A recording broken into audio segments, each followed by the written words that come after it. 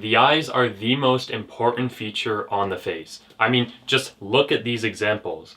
But I also happen to see that the eyes are the most overlooked part of the face in looksmaxing, and I think the reason is that the eyes are really complicated. By the end of this video, you will have a better understanding of the eye area than 99% of looksmaxers, and you will also know how to get an attractive eye area no matter your starting point. And make sure you stay to the end because I'm going to be giving away my entire self-analysis system, my looks database, my surgery starter kit, and my private community, all completely free. Now, just as a quick disclaimer, this video is for educational purposes only and does not qualify as a diagnosis or medical advice. So the very first step to getting hunter eyes is to define what exactly they are.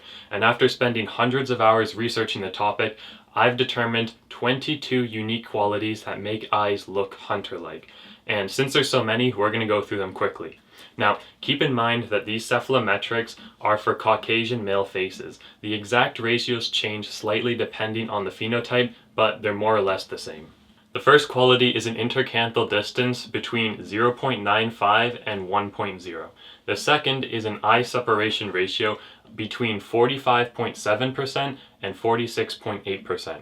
The third feature is an eye aspect ratio between 3.0 and 3.5. The fourth is a canthal tilt between +6 and +7.7 degrees. 5 is an eyebrow tilt between 6.5 and 11 degrees positive. Number 6 is an eyebrow position between 0.0 and 0.45 times the eye height. Actually, you know what, for the rest of them, I'm just going to say the trait and I'll probably put the number on screen or something. An eyebrow length between 0.69 and 7.6 times the face width. An orbital vector, which is positive. Eyes that are deep set into the skull. Thick and dark eyelashes. A healthy periorbital fat, meaning that there's no sunkenness, no fat loss or hollowness around the eyes. A long palpebral fissure length, or otherwise known as PFL, which basically means that the length of the eye from the inner to the outer side is quite long on the face. So like if you were to place the eyes on the face and you were to like look at how much length it'd take up on the whole face, it would be quite high. Hunter eyes also have a tight lower eyelid, meaning that the lower eyelid isn't like this droopiness, it's more so a flattened curve that has obvious tension in it. They either have neutral eyelid hooding or they have zero eyelid hooding, but they don't have any negative eyelid hooding. They have minimal upper eyelid exposure. They have a neutrally tilted gray line, which basically the gray line, if you look at the anatomy of the eye, it's sort of like this vertical ridge on the lower eyelid that has like tear ducts and things on it. Basically, you want to have this part to be sort of neutrally positioned or forward pointing, not so much have it that it's drooping and like downwardly pointed. And one of the reasons why this is important is because if the gray line is neutrally positioned or it points forward, it means that the eyelashes along the lower eyelid are all going to be pointing forward in the same direction, which means that the darkness from those eyelashes is going to be concentrated tightly along the lower eyelid, giving higher contrast between the sclera, the eyelashes, and the lower lid to cheek junction.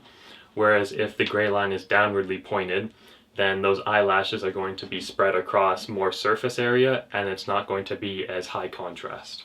I know I might have over-explained that a bit, but I want to make sure that you understand what this feature actually is. Number 17 is having a white sclera, which basically the part of your eye that's supposed to be white, you want it to be super bright and super white.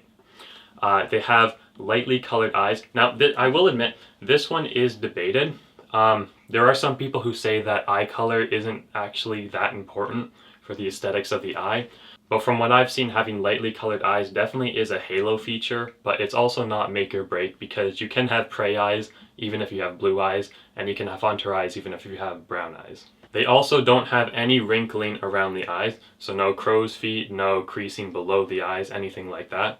They have homogeneous coloring, meaning that there's no redness, no darkness, nothing like that below the eyes, above, or around them. They have a smooth lid to cheek junction, basically meaning that there's no like creasing below the lower eyelid, there's no hollowing or anything. The lower eyelid transitions very smoothly, very cleanly into the upper cheek. And lastly, they have a well-projected supraorbital ridge that makes the eyes both deeper set and also cast a shadow in around like the periorbital region. Now, just to give you like an example of what I think the most ideal eye area looks like, I would say number 2 would be Sean O'Pry, which is a pretty popular pick in, the looks maxing space. But I would personally argue that he doesn't have the absolute best eye area, just because there's a few subtle flaws in like the cephalometrics and the shape of the eye area. And I would personally say that the best eye area in the world would go to the male model George Del Rio. Even though his eye area doesn't have like that hooding like Sean O'Pry does, I do think that he passes these eye cephalometrics better. And if you look at them side by side, you can definitely tell that George Del Rio's eye area is definitely very striking, and I also believe has a higher appeal than Sean O'Pry. So how do you assess these qualities? You absolutely can assess these qualities yourself, but the details are too technically complicated for this video. But the good news is I have a free tutorial you can follow on how you can assess not only your eyes, but your entire face as a whole. And you can find that linked below, again, completely free. So getting hunter eyes is actually pretty simple. You just have to fix the flaws that are making them not hunter-like. And in almost every case, this will require plastic surgery. Sometimes only one surgery is needed, but most of the time to get true hunter eyes, you are going to have to stack multiple surgeries together. So going back to the list of qualities, if an eye area lacks one of these qualities, these are the general solutions for correcting them. Of course, a real-life plan is going to be a bit more complicated because everyone's anatomy is different, but this should give you a general overview. So for the intercanthal distance, you can either do a canthoplasty or a canthopexy with lateral canthal repositioning, or in the case of East Asian phenotypes, you can do an epicanthoplasty to reveal the medial canthus and also narrow the intercanthal distance, as well as increase the palpebral fissure length. For the eye separation ratio, the most direct fix is going to be an orbital box osteotomy. However, a lot of the time, it generally isn't indicated that you need to go with that route, because a lot of the time, problems with the eye separation ratio can actually come from the zygomatic region, in which case you can do zygomatic and temporal implants to add more projection, or you can do zygoshaving to decrease projection. For the eye aspect ratio, you can do infraorbital rim implants to help support and raise the lower eyelid, or you could target the soft tissue directly with a lower eyelid retraction. For canthal tilt, it's pretty simple, either a canthoplasty or a canthopexy to position the lateral canthus higher and get that positive tilt. For eyebrow tilt, you could do a brow lift, but a lot of the time you wouldn't want to do that because especially in male eye areas, having lower set eyebrows is generally more attractive. In which case you could do something like Botox, where you're going to basically relax the frontalis muscle, and that's going to allow the eyebrows to drop. Or you could target the hair follicles directly with an eyebrow transplant. Or lastly, you could do a supraorbital rim implant where you're contouring the bone directly and then the soft tissue just drapes over that. For the eyebrow position, it's generally the same things, like the implants, the Botox, or the brow lift, except instead of changing the tilt of the eyebrows, you're going to be affecting the vertical position of them. For the eyebrow length, unless you can stimulate hair follicle growth with a growth stimulant like minoxidil, your only option really is going to be an eyebrow transplant, which it's not super nice. It is a little bit annoying because they have to take donor grafts from your scalp, and since the hair on your scalp doesn't stop growing at a certain length like your eyebrows do, you will have to constantly trim them, which it is a bit annoying, but it definitely does have the ability to correct a narrow eyebrow length. For the orbital vector, it's pretty simple, just an infraorbital rim implant, maybe additional fat grafting later if you can't get a full amount of projection without dehiscence, which basically means that the implant starts showing through the skin, but that's pretty much just the general fix. If the problem is that the eyes aren't deep set in the skull, there's really two options here. The first one is orbital decompression, which the majority of the time is unindicated unless there's a functional reason to do it. Otherwise, you might end up like Frank Trufano. Or the other option is orbital box implants, which basically is a combination of implants below the eyes, above the eyes, and maybe sometimes on the sides of the eyes.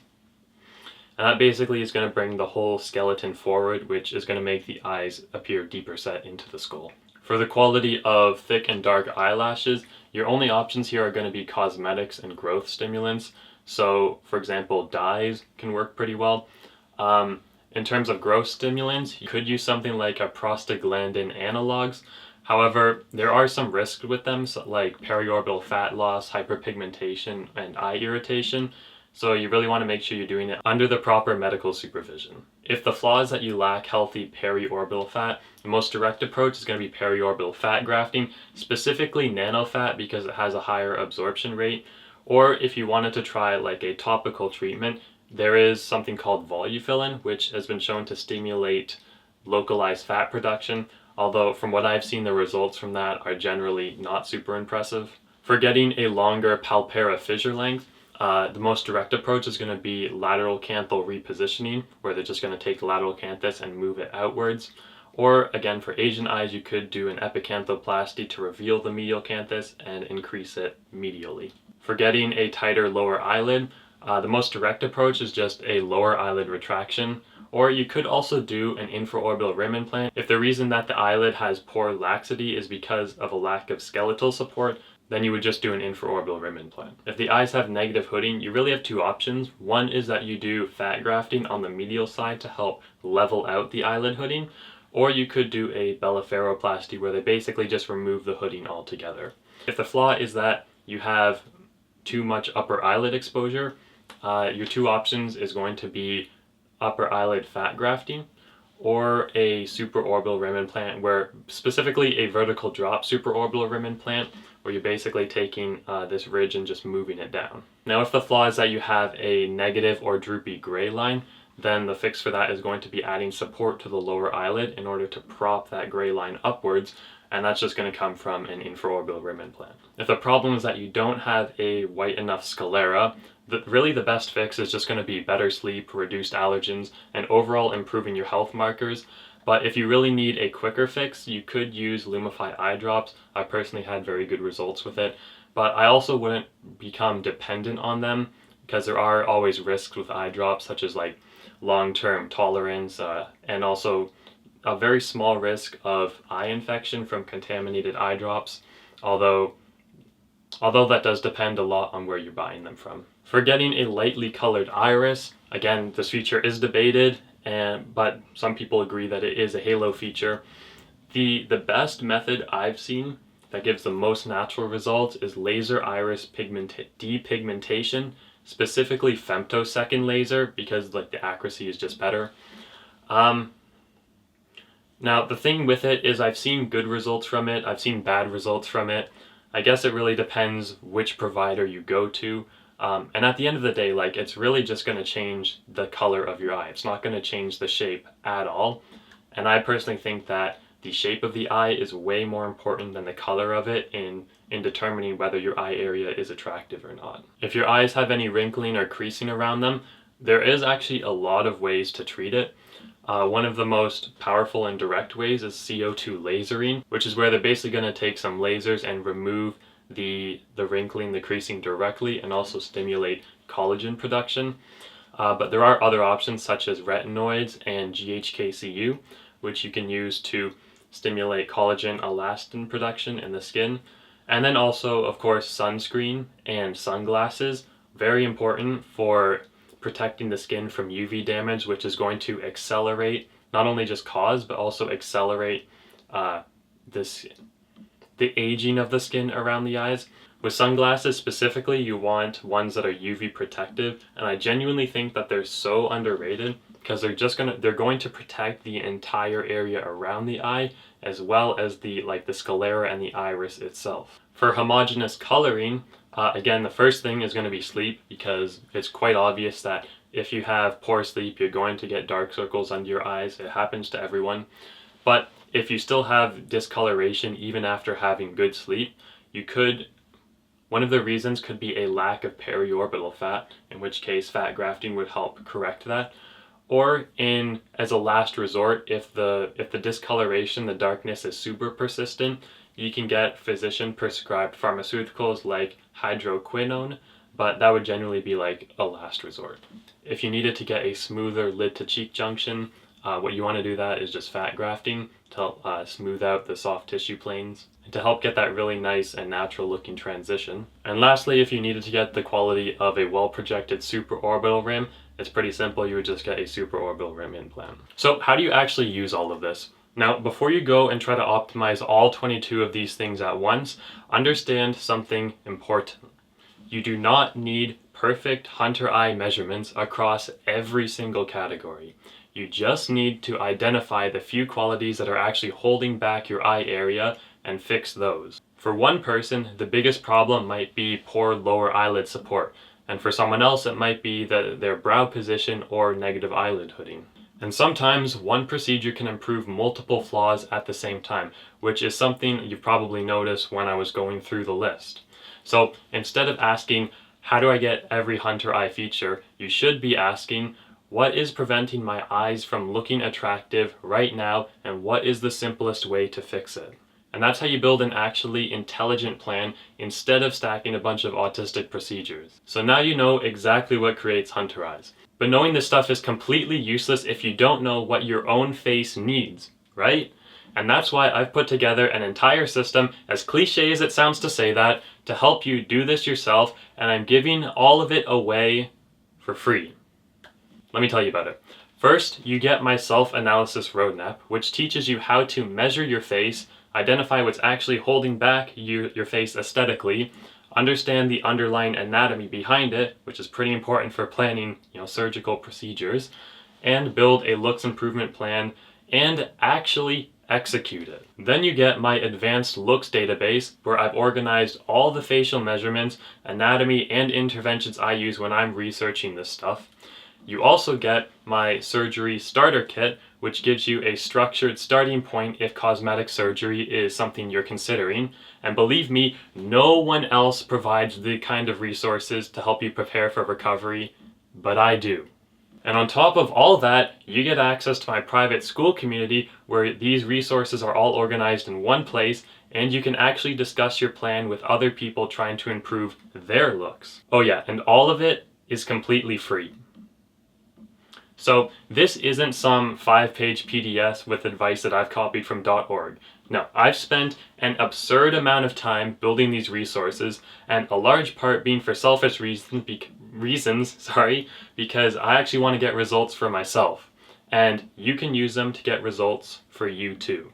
So if you're actually serious about improving your looks, don't just watch another video and forget everything you learned.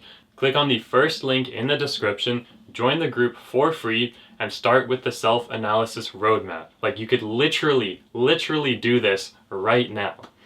And start figuring out exactly what's holding your face back, make a real plan, and then fix it. I'll see you there.